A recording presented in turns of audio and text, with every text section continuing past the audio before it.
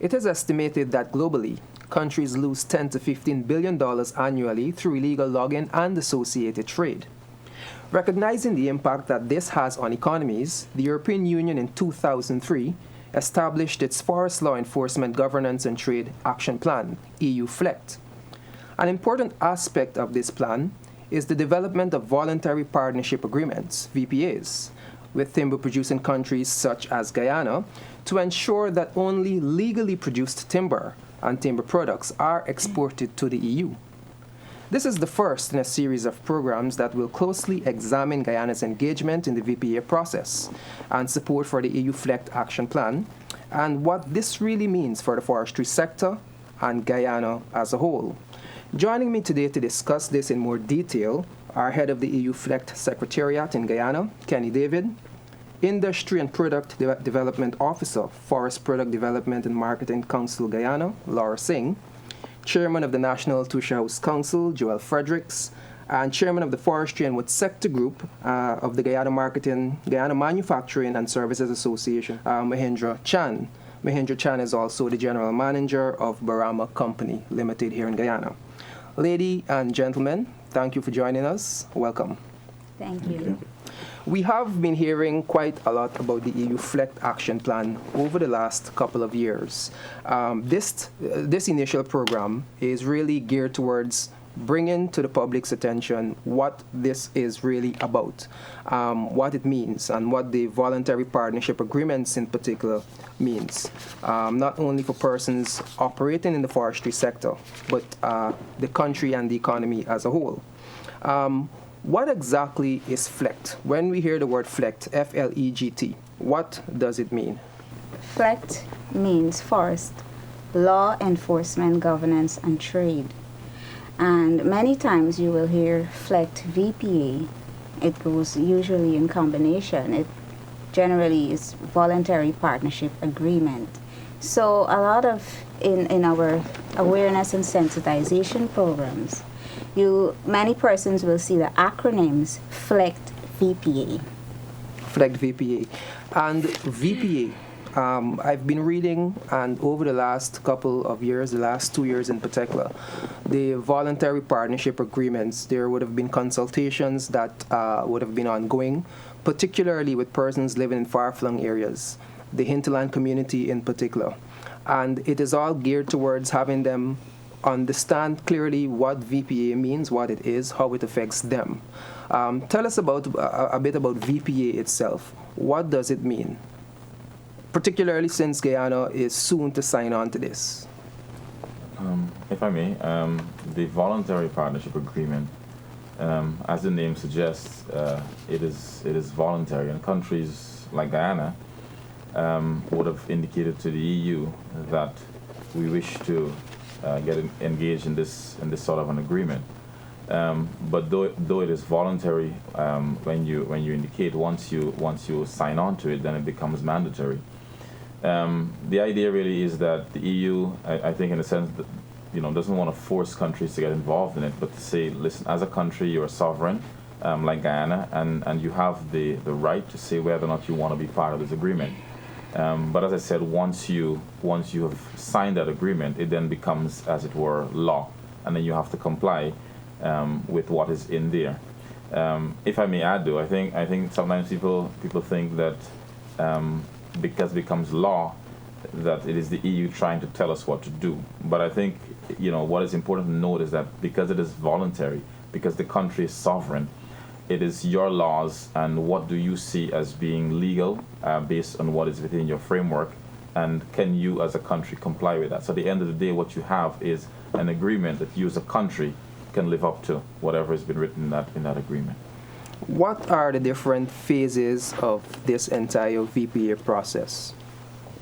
Well, initially there is a negotiation phase, and that is really where you, as a country, you keep your stakeholders informed. You get a sense of what your stakeholders want to see as part of this agreement.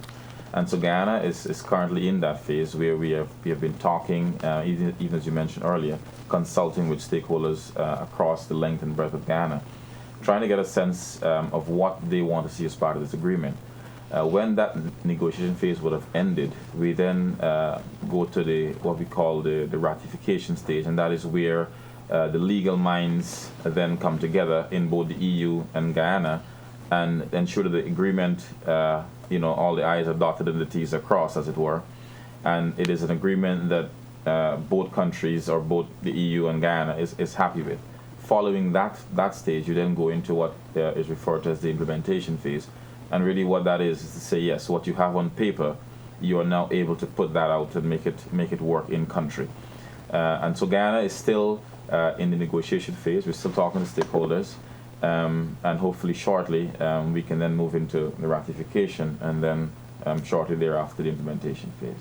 Who would be some of the key stakeholders that you're engaging at the moment in this aspect of the VPA process?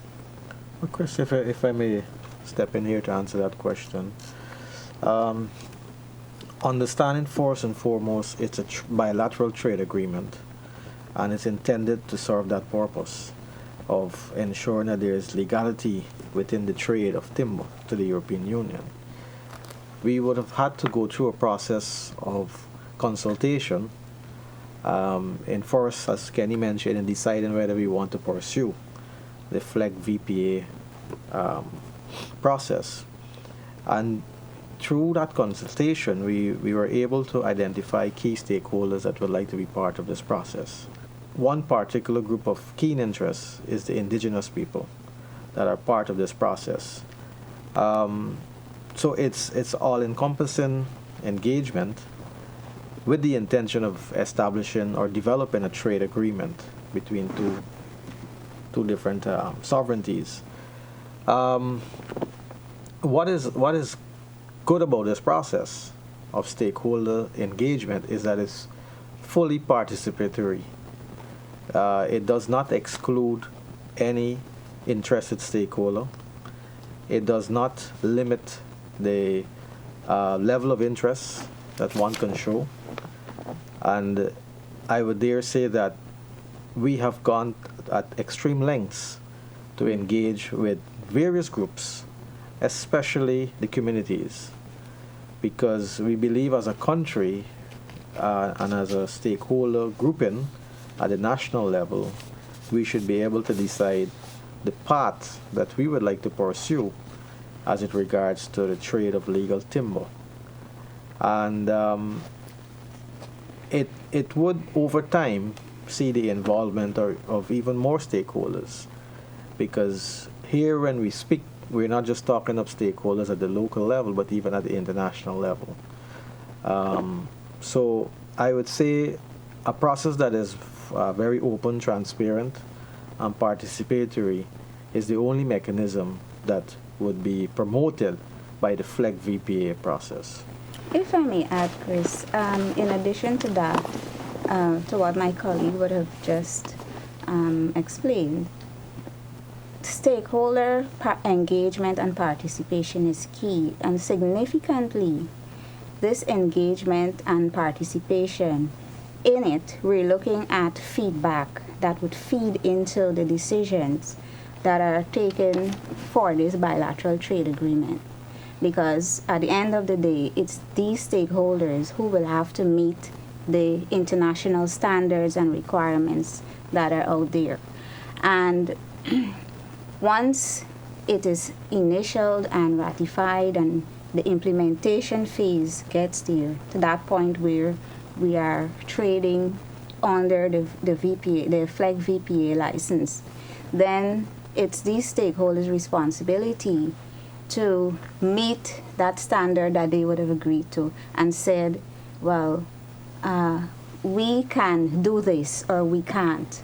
And as Kenny would have outlined, it is using the existing laws or the legal framework within the country that covers forestry and all these other agencies that are interconnected in this process that is important. So to emphasize on this point, stakeholder engagement and participation, especially for the feedback into the decisions that are taken at the VPA.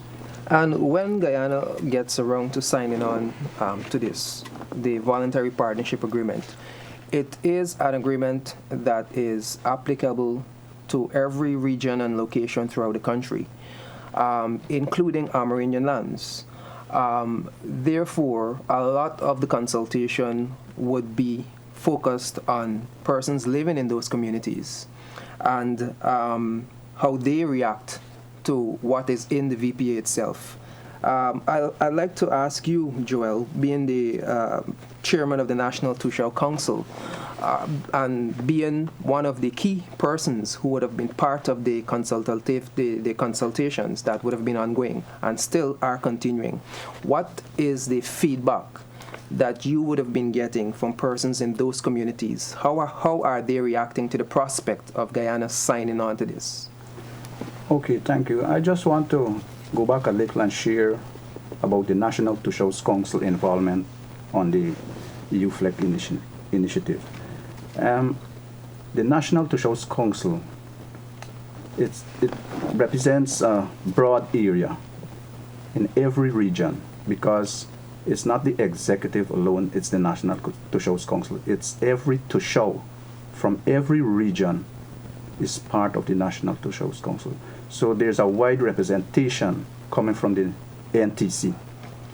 So the executive is made up with representative from each region. We have two, sometime in region 9, we have 3 representatives from that region because it is big. So they will now come there and they are part of the executive. When we meet, they would bring reports from that region. What we discover is that the FLEGT initiative, the message is going out there, but some of the people, they need more knowledge about it. And so that is the information we have from the ground that comes to the executive, and then I would report to the NTWG so that we can get more people to buy into it. What would be some of the interventions being made to address that concern, for instance? Because we know, too, that when it comes to communicating these information across distances, there's a challenge of distance. There's also a challenge of language. Well, Chris, when that information comes to the NTWG level, the Secretariat, of course, and the NTWG would come together, and that is how we formulate our consultations. Yeah. That's how we determine where we're going to go, what is needed most where, how much awareness session and sensitization we need to be doing in these areas. That helps to feed into us so that we can go there and widen the base of communication in those areas. For the average person looking at the program, they're hearing some, maybe for the first time, about EU FLEGT, about the voluntary partnership agreements. They know that traditionally here in Guyana, we're a timber producing country. We have been for quite some time. Explain to them why it is important for us to sign on to this, why it is important for us to be a part of this. Why can't we just continue to be conducting timber and logging exercises as we used to?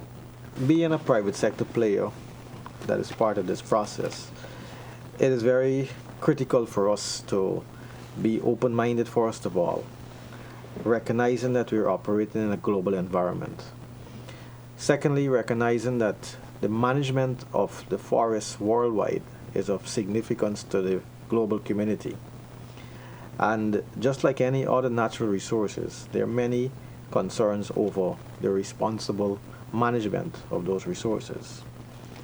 And it is this kind of sensitization that affixes itself to timber worldwide.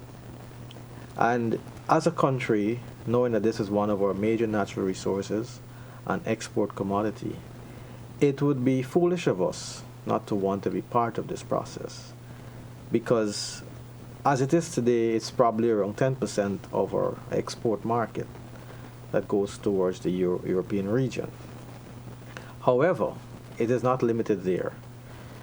The world over has a chain of supply which could end up, everything that we export from Guyana could pass through the hands of another country, another region, who then has to trade with Europe with the same raw material, using the same raw material in their product, such as furniture and other components, wood components.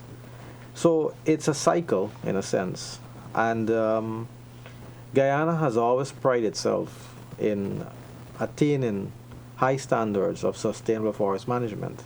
Legality is a component of that.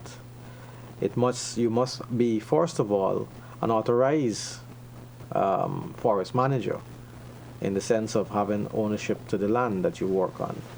You must follow certain procedures to be compliant. You must pay certain fees. You must respect certain social and labor laws. These are things we're supposed to do on our day-to-day operations, in our day-to-day operations.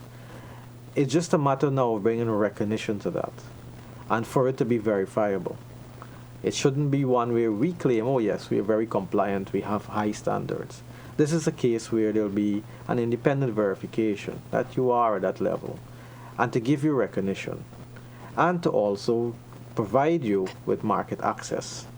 The whole idea here, as I said in my earlier remarks, is a trade agreement, and it's intended to gain market access. Mm-hmm. That market access, it's there. However, the world over, and it's not only the European Union, the Australians, the Americans, the Japanese also are now looking at the process. They're looking at due diligence because they do not want to contribute to any malpractice in managing the natural resources of any country. And therefore, they're putting due diligence process in place to verify legality. Many of us may remember the big issue about blood diamond. Diamond, of course, is not a renewable resource, but timber is. Therefore, we have the opportunity to manage it for many generations to come. And it's our systems that we have here locally that will be used as the benchmark. And I think this is another fear that stakeholders may have, that this is another imposition by outsiders. It's not the case.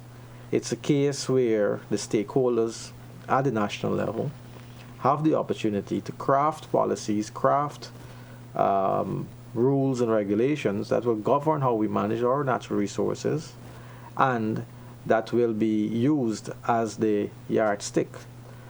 However, the European Union will be very keen that we comply with our own rules and regulations. So the ultimate objective is to ensure that timber products exported from Guyana meet legal requirements. Yes.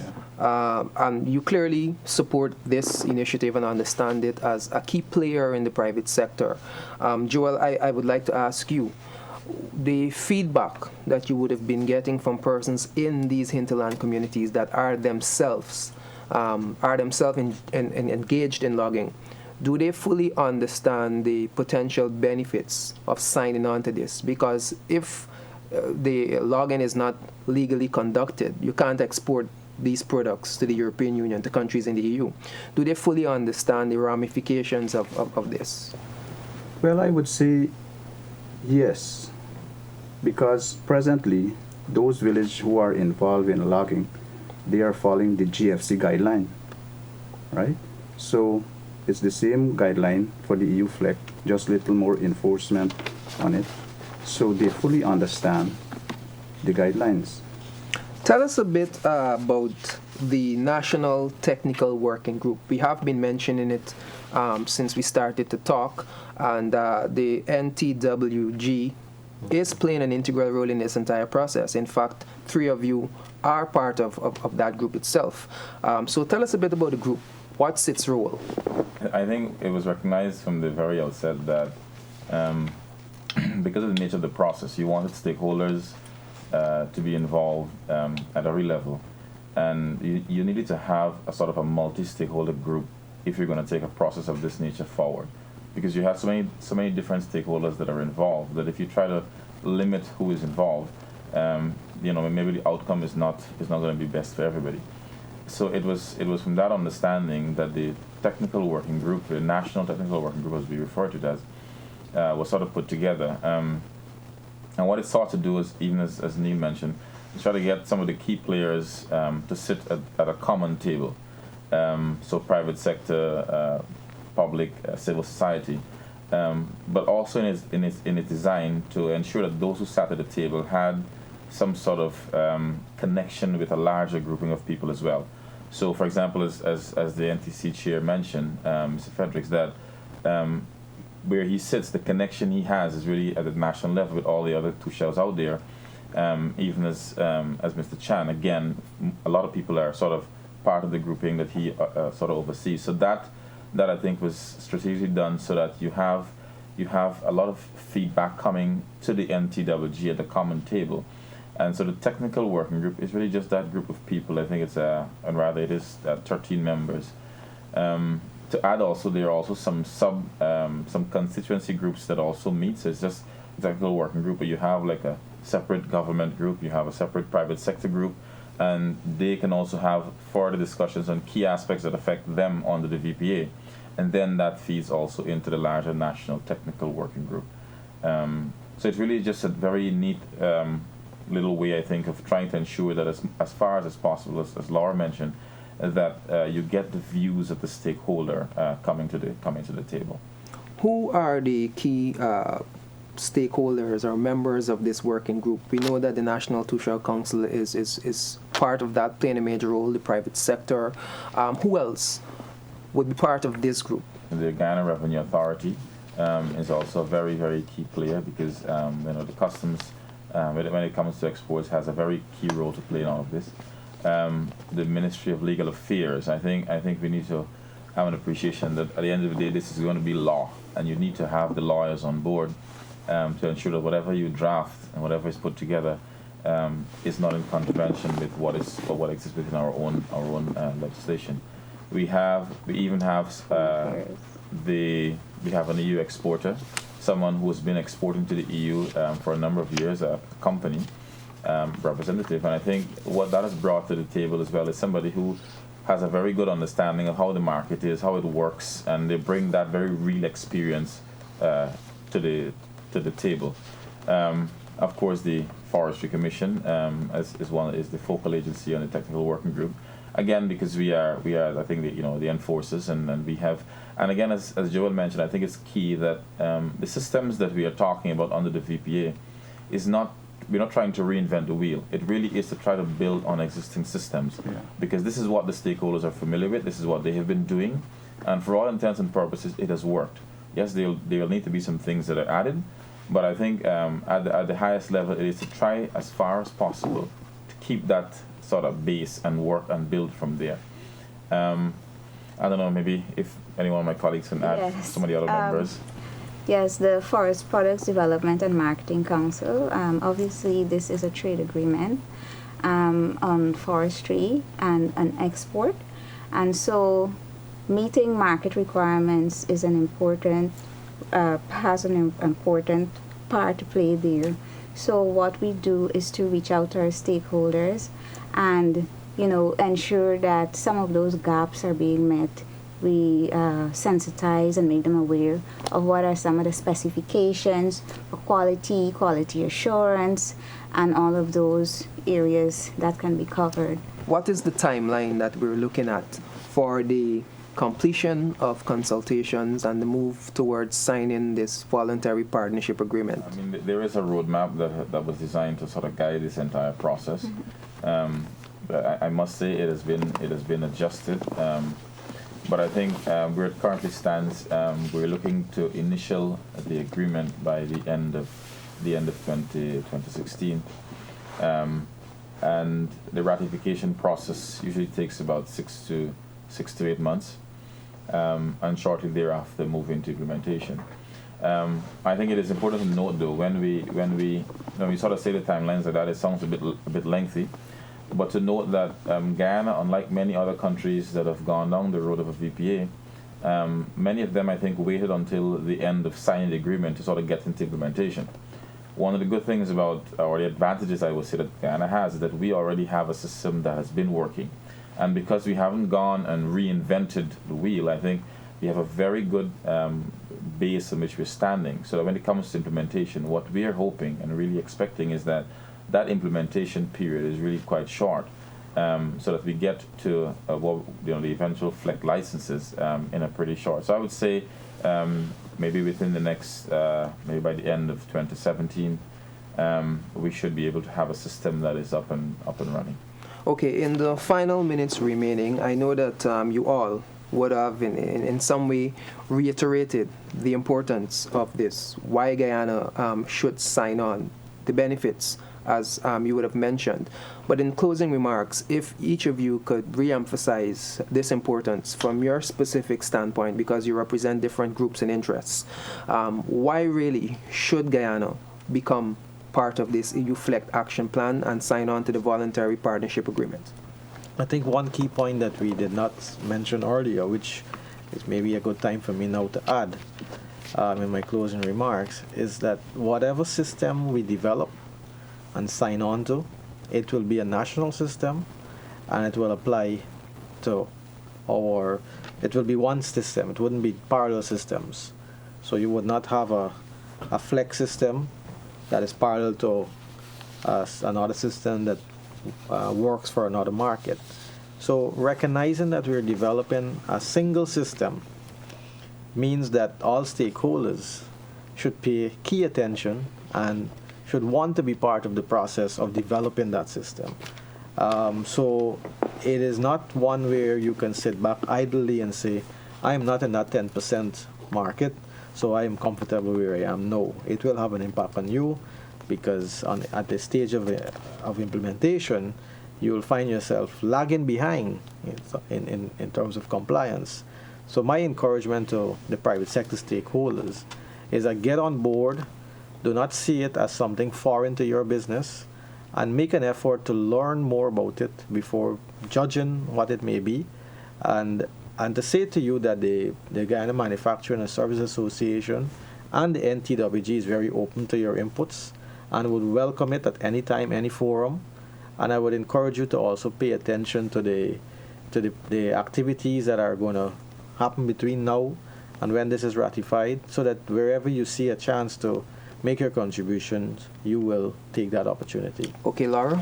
Well, at the Marketing Council, we have a lot of requests for markets. People are always hungry for markets. And so I would say that the stakeholders, this is their opportunity to expand their market base. Under the FLEGT VPA, it's hassle-free export market to the European Union. Joel? Yes, I would like to add to what Laura said. As you know, the indigenous communities, we are involved in logging, and it's an opportunity for them to do business at an international level, to export logs, and even to come into agreement with other companies who may want to purchase logs from the community to export. So it's something good for the community. Kenny? Just to say to stakeholders that this is a process that I think, as Neil mentioned, that they ought to don't be afraid of, don't think it's going to bring a whole lot of changes and things that they cannot deal with. But for them to understand from the perspective of the Forestry Commission that we are willing to work with them. We understand their concerns, but also that if there are questions, if there are concerns, they can come and talk to us. Now may be a good time, I think, to mention the website that we have, which is www.forestry.gov.gy, where there is a lot of useful information on the FLEGT VPA. A lot of work has been done. A lot of consultation has been ongoing. There is even a lot of information on what persons have said before, what concerns they've had, and how the NTWG has addressed those concerns. I think it would be useful for stakeholders to visit that site and have a chance to see what FLEGT really is all about, and have a chance to make an input, so that at the end of the day we have an agreement that benefits Guyana. Thank you all. You've been looking at a discussion on the EU FLEGT Action Plan and Guyana's move towards signing on to the Voluntary Partnership Agreement. We have been discussing this today with head of the EU FLEGT Secretariat here in Guyana, Kenny David, Industry and Product Development Officer, Forest Product Development and Marketing Council, Guyana, Laura Singh, Chairman of the National Tushar Council, Joel Fredericks, and Chairman of the Forestry and Wood Sector Group of the Guyana Manufacturing and Services Association, Mahendra Chan. Do join us again for our next program, where we will get into much more detail as to what the EU FLEGT Action Plan as well as the Voluntary Partnership Agreement means for the sector and for Guyana as a whole. Thank you again for joining us, and thank you for coming in. You're welcome. Thank you.